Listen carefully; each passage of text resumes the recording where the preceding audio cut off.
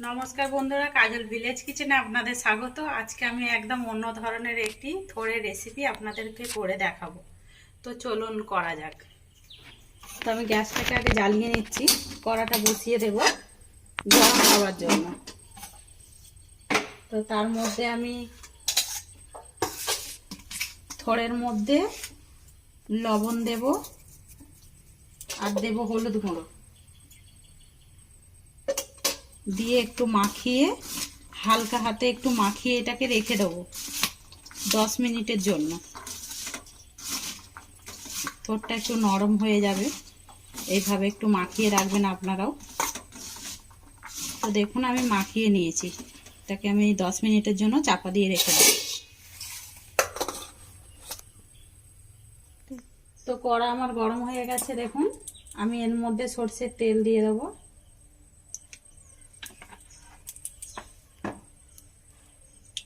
তো তেল আমার গরম হয়ে গেছে, তার মধ্যে দিয়ে দেবো চিংড়ি মাছ।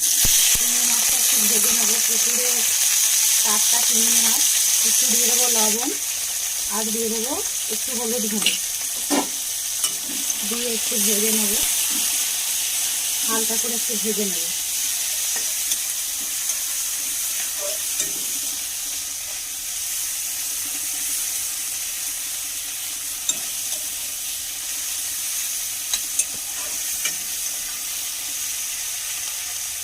তো দেখুন আমার চিংড়ি মাছটা ভাজা হয়ে গেছে,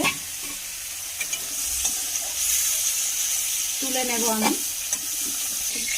তো আমি সব চিংড়ি মাছটা তুলে নিয়েছি এইভাবে। এর মধ্যে আর একটু তেল দিয়ে দেব।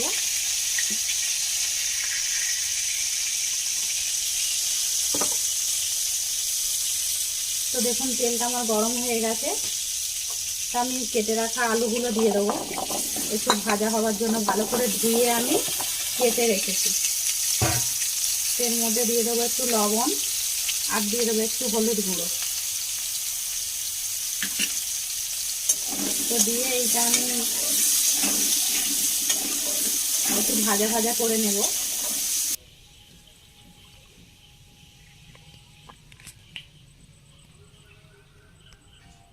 তো দেখুন আমার আলুগুলো এইভাবে ভাজা হয়ে গেছে, আমি এরকমই ভাজা তুলে নেব।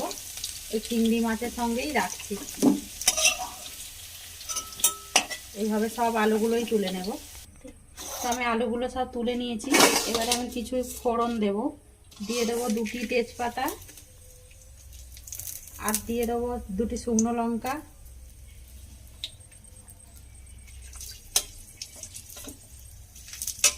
আর দিয়ে দেবো আমি 5 ফোড়ন। 1 চামচের মতো আমি 5 ফোড়ন নিয়েছি। দেখুন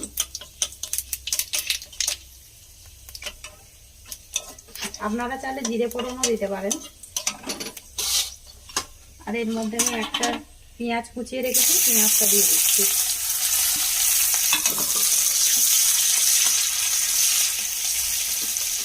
আর দিয়ে দেবো 2টি কাঁচা লঙ্কা, চিড়ে রাখা 2টি কাঁচা লঙ্কা দিয়েছি।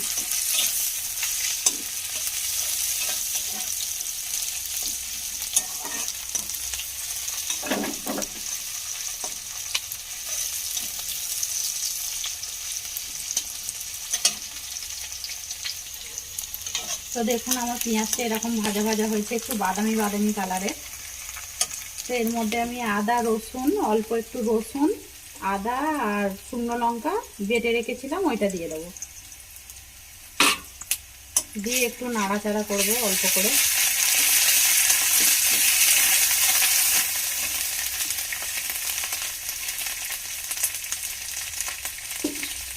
সামান্য একটু জল দেবো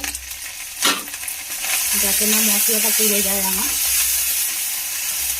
এর মধ্যে আমি এবার এক এক করে মশলা দিয়ে দেবো। জিরে গুঁড়ো, ধনে গুঁড়ো 1/2 চামচ করে নিয়েছি আমি, হলুদ গুঁড়ো আর দিয়ে দেবো লঙ্কার গুঁড়ো।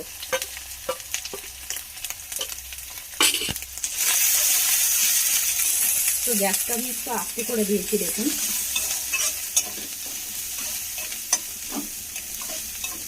তো আমার মশলাগুলো ভাজা হয়ে গেছে, এর মধ্যে আমি দিয়ে দেব আলু আর ভেজে রাখা চিংড়ি মাছ দিয়ে দিলাম।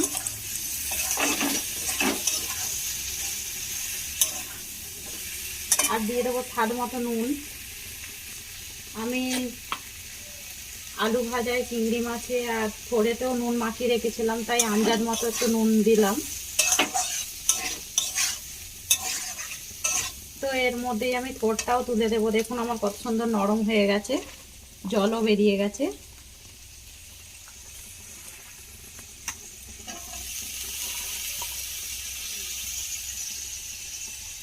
জলটা একটু নিংড়ে ফেলে দিলাম। থোড় খাওয়া কত উপকার আপনারা তো সবাই জানেন। থোড়ের অনেক গুণ রয়েছে।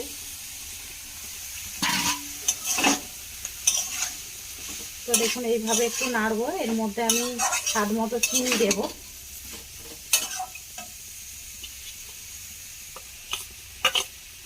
আমি 1 চামচ মতো চিনি দিলাম।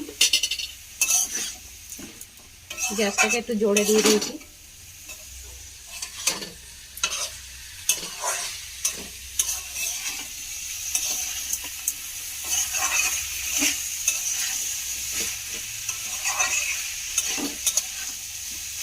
তো আমি 2-3 মিনিটের জন্য চাপা দিয়ে দেবো। আমি দেখে নেব। তো দেখুন আমার এরকম হয়েছে, কষা হয়ে গেছে। তো এর মধ্যে আমি জল দিয়ে দেব, একটু নাড়াচাড়া করে জল দিয়ে দেব। তো তার ফাঁকে আমি গরম মশলাটা একটু বেটে নিয়ে আসবো। দেখুন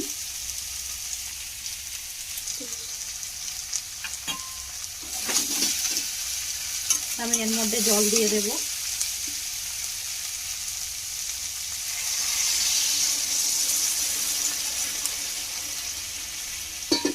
তো দেখুন এরকম জল দিয়ে দিয়েছি। এটা আমি 10 মিনিটের জন্য চাপা দিয়ে দেব আবার।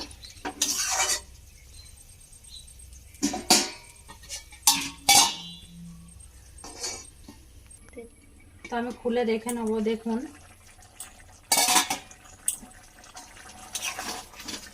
গ্যাসটা আমি একটু জোরে দিয়ে দিয়েছি, আবারও আস্তে দিয়েছিলাম। তো দেখুন আমার এরকম হয়েছে, আলু টালু সব সিদ্ধ হয়ে গেছে। এর মধ্যে কটা আমি কাঁচা লঙ্কা চেরা দিয়ে দেবো। আর দিয়ে দেবো যে গরম মশলা বেটে নিয়ে এসেছি, ওই গরম মশলা বাটা।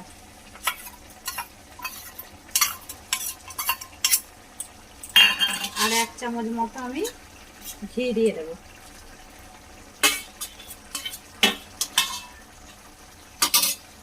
তো দিয়ে আমি আরো কিছুক্ষণ নাড়াচাড়া করে একটু চাপা দিয়ে দেবো।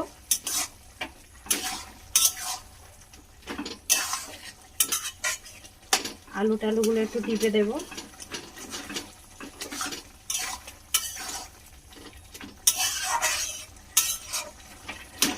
তো আমি আর 3-4 মিনিটের জন্য আবার চাপা দিয়ে দেবো। আমার তরকারি হয়েই এসেছে।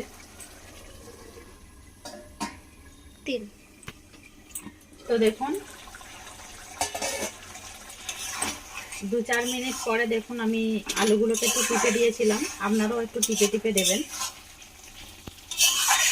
তো এরকম যদি রান্না করেন গরম ভাতের সঙ্গে, দুপুরবেলা একটু গরম গরম রান্না করবেন, খুবই ভালো লাগবে। আর আমার এই ভিডিওটি ভালো লাগলে লাইক শেয়ার করুন, আমাকে কমেন্ট করে জানাবেন। তো আমার এটা হয়ে গেছে, এরকমই থাকবে, টেনে নেবে।